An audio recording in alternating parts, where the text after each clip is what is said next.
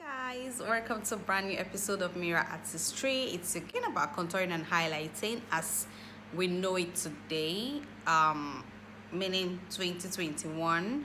Yeah, and I'll also be talking about the history of contouring and highlight. So why you have to contour your skin, no, why you have to contour your face, and the benefits of contouring.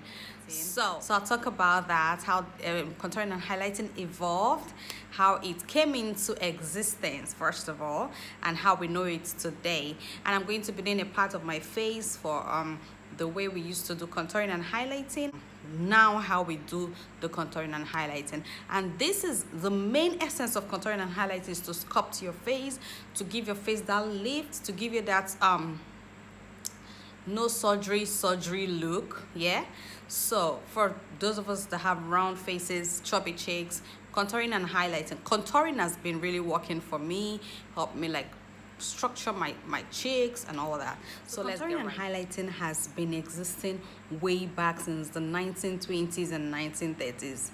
Okay, so an actress actually made it very popular when back then in the 1920s, and this actress, her name is Marilyn Dietrich. You can check her up on Google. Yeah, she's a German actress. Now, she was known for always sculpting her shaping her cheeks and sculpting her face before she goes on sets. Yes, so in 1934, the makeup artist known as Max Factor Sr. was famous for applying makeup on stage actors just so their face doesn't look flat. Yeah, and that brings me back to the essence of contouring and highlighting. Now, the essence is to lift your face up. I have just foundation on, as you can see, my face just looks flat, like my cheeks are all over the place. But as soon as I put on a contour, I do a contour and highlight, you see there's a lifting to my face from this to, you know, total glam. Yeah, so he used to had like Max Factor guy, right, used to apply shading on the face so that the face doesn't look flat on movies. Yeah, so that was the whole essence of sculpting back then. Even up till now, that is the essence of, you know, contouring and highlighting. That reason has not changed. So in 1945, he presented his first tutorial. Now, this guy was the first person to present a tutorial on contouring. In 1945, he did it on contouring about different face shapes. So he was like the first person to do like a makeup school video, a tutorial about contouring your face for different face shapes. Yeah, so I'll be moving on to the 1950s. Actors like Audrey, Marilyn Monroe, and Elizabeth Taylor, they actually took this contouring into the next level. They used to do like this subtle contouring and highlighting, shaping the face, you know, and so people would not know. A lot of people did not know. It was just an industry secret. It was just something within the beauty industry that people, commoners, it was just something within the industry that was like a bit forbidden for just an ordinary person to just apply that. You know, that technique wasn't all over the place. It was more within the beauty industry, just for filmmakers, for makeup artists.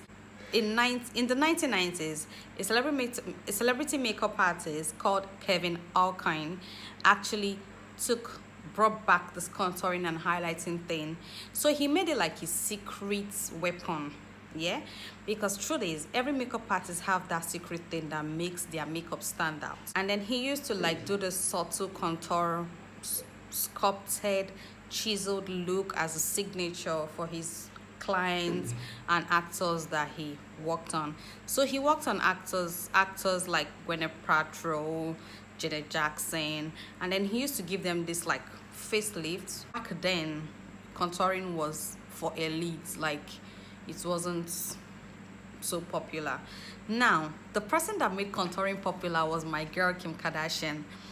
I have a thing for Kim Kardashian. I love the girl. I love how hardworking she is. In 2010, right, Kim Kardashian, we can argue this all day, but truth is, Kim Kardashian brought contouring and highlighting to every platform. Like everybody could now do contouring and highlighting, but with the help of her makeup artist at that time, who was Scott Baines.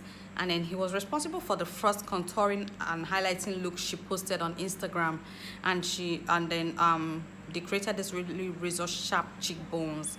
And since 2013 till date, guys, contouring and highlighting has been everybody's thing. Everybody can now do contouring and highlighting.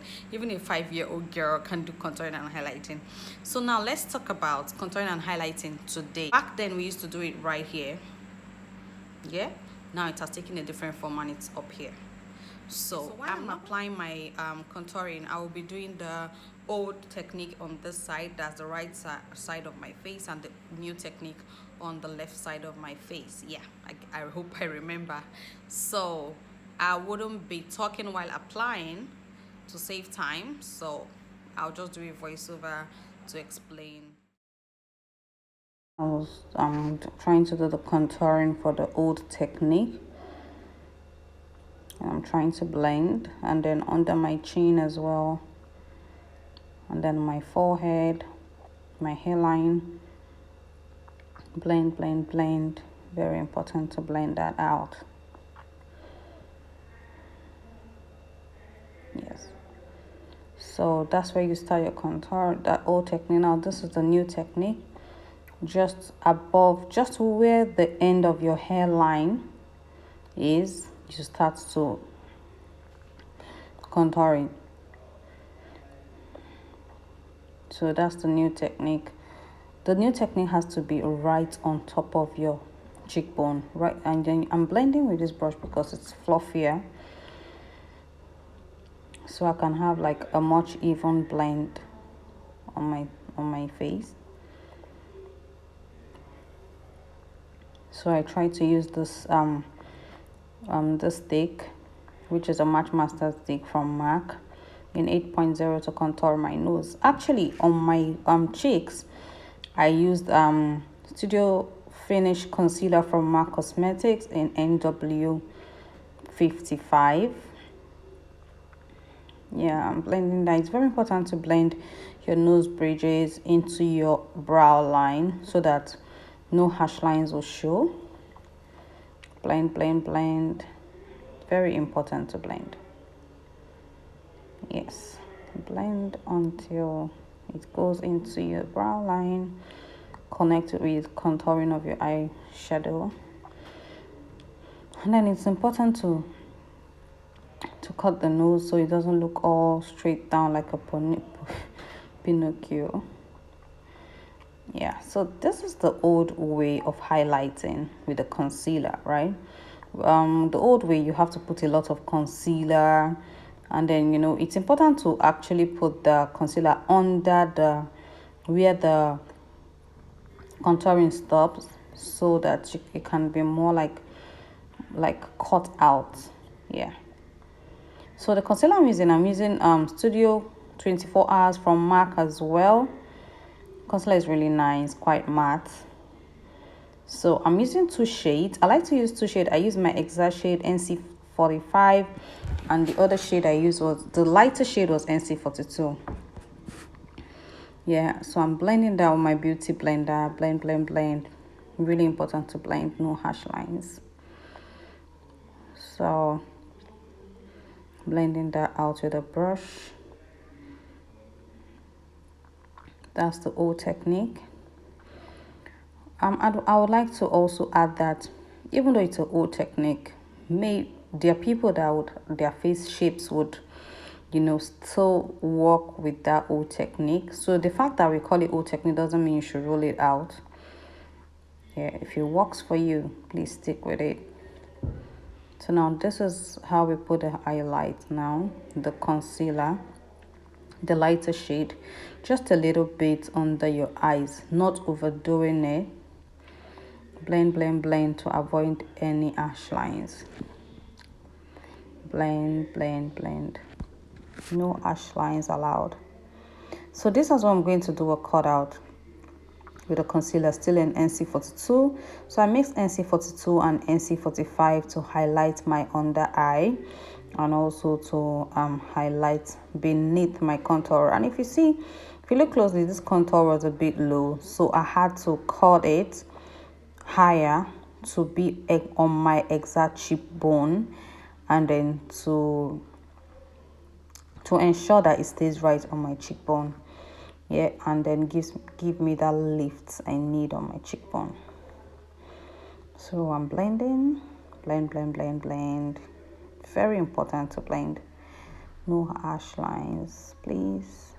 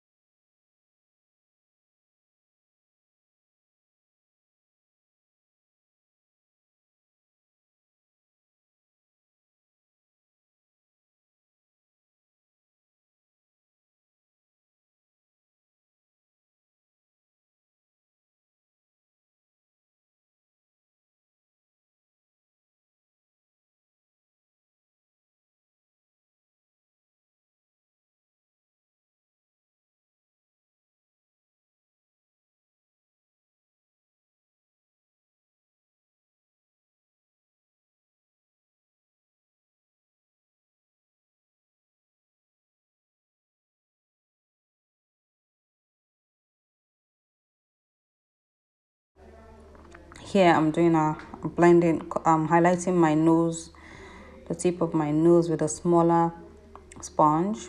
Sponge is the same thing as beauty blender. Yeah. So that's a dark powder. I'm using that powder, a darker shade of powder, to set my contour. So setting your contour, okay, benefit of setting your contour is so that your contour does not become too greasy after a while, because you know I use the cream-based concealer, I meant to say, sorry. Yeah, so I'm setting that, trying to blend and see. Now moving on to setting my highlights.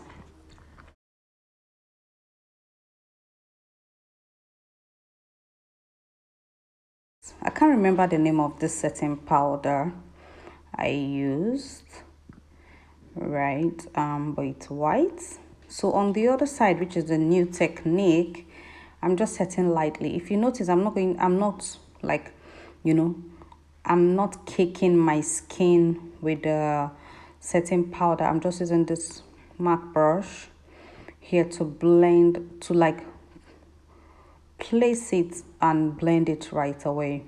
I'm not putting it there to stay and cake on my skin, so that way under my eyes will not crease, and then under my eyes would not, that way under my eyes will not crease, and as well under my eyes will not look heavy.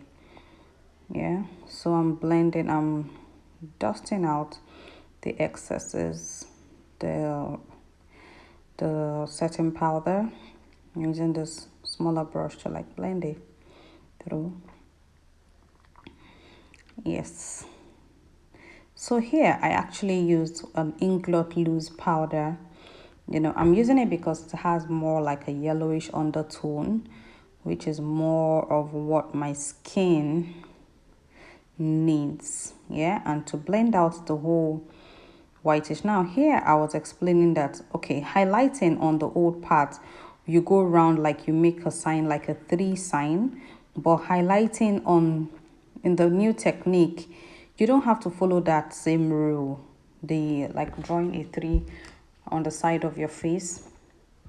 It doesn't apply on the new type of highlighter. And then here I was trying to bronze my skin, bronze with format blush, doing the same thing on the other side of my face. Yeah, so you can see that one side is higher than the other, and then there's a highlight. I'm using this highlight from Inglot. Very nice, very lovely. I really like it. Yeah, so moving on to, yes, still applying a highlight. So for highlighting, when it comes to the new technique, you're putting the highlight right on top of your blush. And then for contour, for the old technique, you're putting the highlight just very close to your, I think higher than your your cheekbones. Yeah, so here I'm just like blending, blend, making sure no harsh lines, blend it through.